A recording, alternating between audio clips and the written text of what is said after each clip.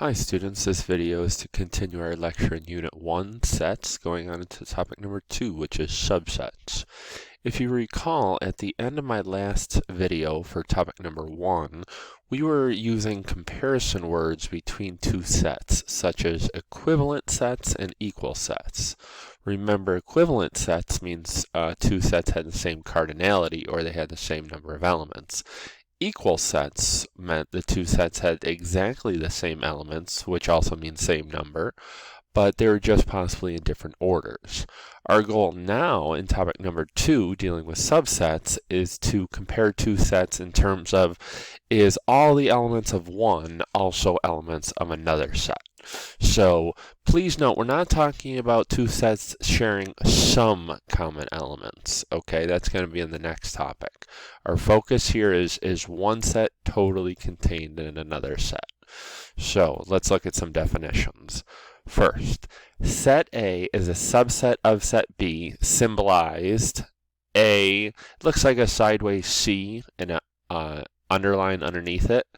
Imagine this as like the equal sign underneath, and this is C for contained in. Okay, so let me read the whole definition out again. Subset A is a subset of B, symbolized A is a subset of B, if and only if all elements of A are also in set B.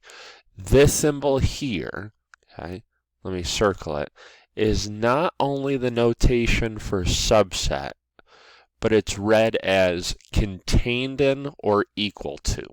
Okay, I'll write that out. Contained in, okay, or equal. Okay. Please note it's not the inequality like less than or equal to. This is talking about subsets here. So contained in or equal. So example, set A, okay, let's say is the set 1, 2, 3. And set B is the set, okay, 1, 2, 3, 4, right? Is it true that set A is a subset of set B? Okay, so what's the definition again? Okay, first of all, on the left-hand side, you'll always have to have your quote-unquote smaller set, right? So smaller cardinality, or if they're the same cardinality, it doesn't really matter as long as they both have the same elements. We'll talk about that specific case. But if you have two sets, the smaller set has to be on the left-hand side for this even to work, if it does, and the bigger set has to be on the right-hand side. So as A is subset of B, are all elements of A also in B? And that answer is true. So A is a subset of B, right? Now, if I said set D is the set, okay, 1, 2, and set D is the set 1, 3, 4. Okay. Is C a subset of D?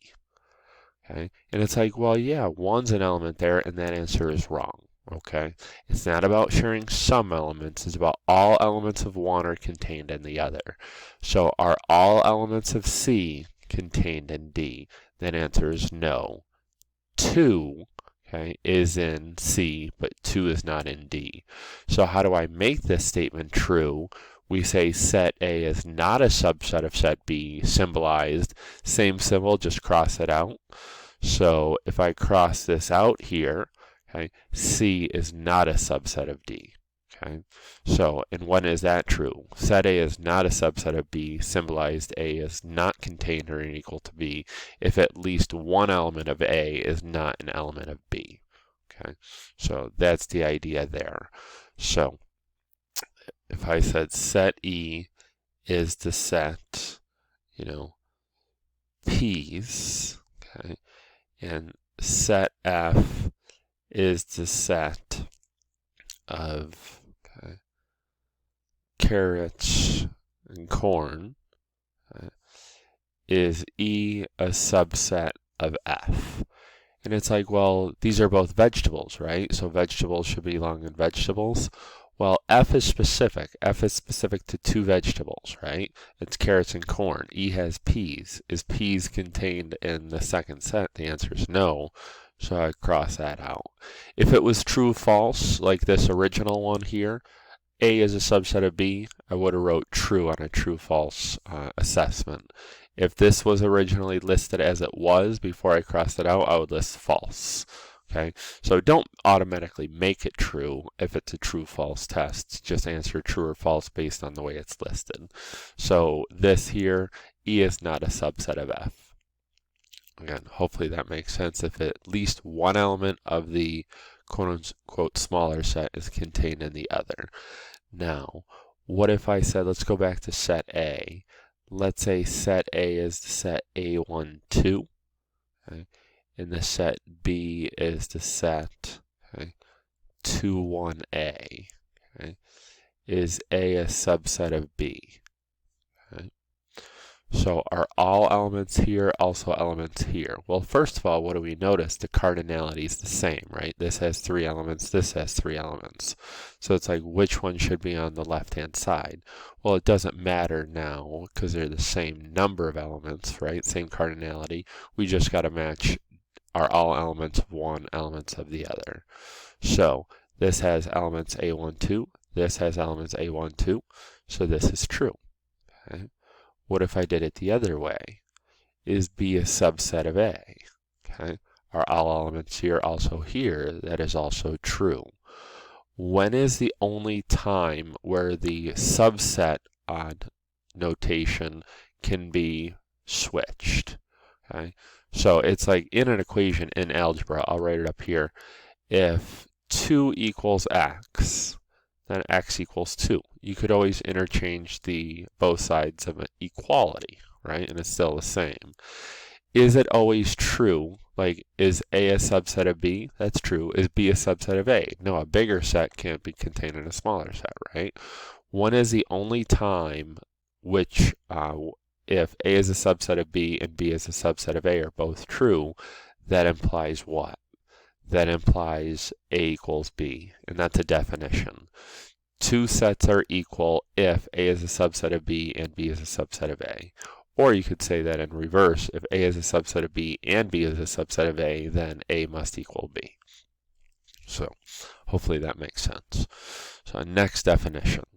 Set A is a proper subset of set B, symbolized A is contained in B.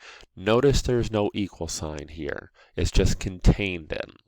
Okay, so set A is proper of set B, symbolized A is contained in B, if and only if all elements of A are also of B. And it's like, well, that's the same definition, but read, and A is not equal to B. Okay, there must be one element of A that's missing from B. Okay, so set B, said differently, set B has at least one element not in set A. Okay, so let's go back to my original example. Well, similar. Let's do set A is set A, B, okay, and set B is the set, okay, A, B, C. Now, here's where we got to be careful. Is A a subset of B? Going back to the original definition. Is A is a subset of B? Are all elements here also here? That is true. Okay. Is A a proper subset of B? Are all elements here, and they're not equal? That is still true. Okay, keep that in mind. Okay, so what is true? Here's a definition. So one definition I really didn't write out, but hopefully you got it. If A is a subset of B and B is a subset of A, then A equals B. But this is very, very important. If A is a subset, a proper subset of B, then A is also a subset of B. Please note it doesn't work the other way around. Subset does not imply proper. Proper implies subset. Okay, so I know it's going to be a little bit tricky getting all these definitions, but okay, again, proper just means they're not equal. They're still contained in, but they're not equal.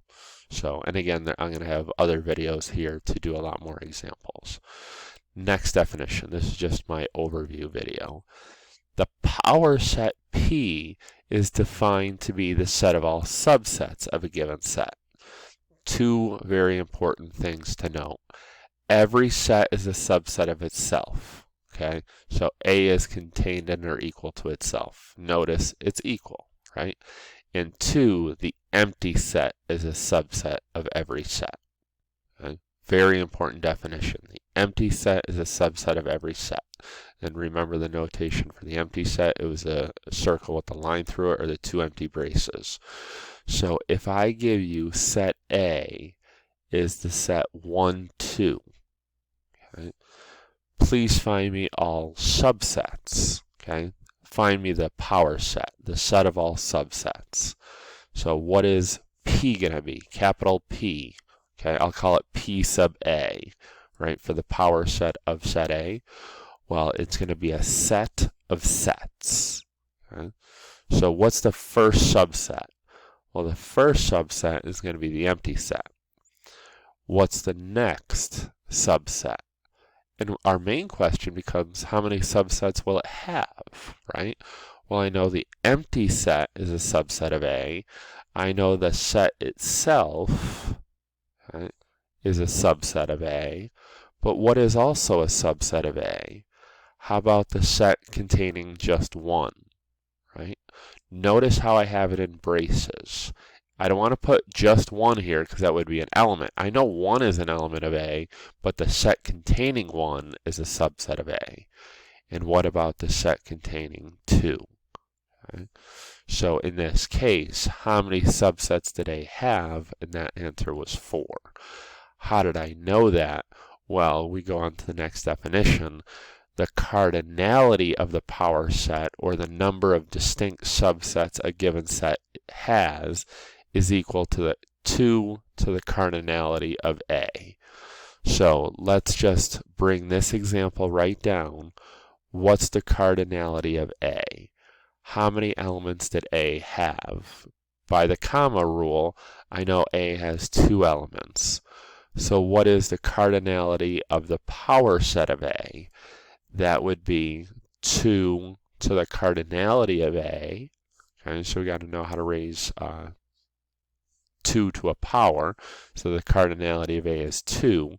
So 2 squared, there should be 4 distinct subsets. Okay, and that's what we found. The empty set and the set itself gave me 2, and then the singleton sets, 1 and 2 individually, gave me the remainder. Okay. So very, very important formula, 2 to the cardinality of A. Now, last definition here before we go into our next videos with more examples. The number of distinct proper subsets. What does it mean to be proper? Proper means contained in but not equal. Contained but not equal. Okay? So the number of distinct proper subsets a set has is equal to the cardinality of that P set, the power set, minus 1. What is the only set that I have to take away? The only set that I have to take away is the set itself. So very important, no set is a proper subset of itself. Okay, so A is not proper within A. Okay, so every set is a subset of itself. What does that mean? That means even the empty set is a subset of itself, but the empty set is not proper in itself. No set is proper in itself. Very, very important. So if I give you a set, okay, A, I'm going to use A again. A is the set ABC. Okay. Please list me all proper subsets. That would be the empty set. Then I would do all singletons, the set A, the set B, the set C. Okay. Then I would do all doubles, AB. Okay. And people are like, should I write BA? Remember, BA is the same because order is not important. So I have AB, then AC, then CA, or excuse me, I didn't mean that, BC. Okay.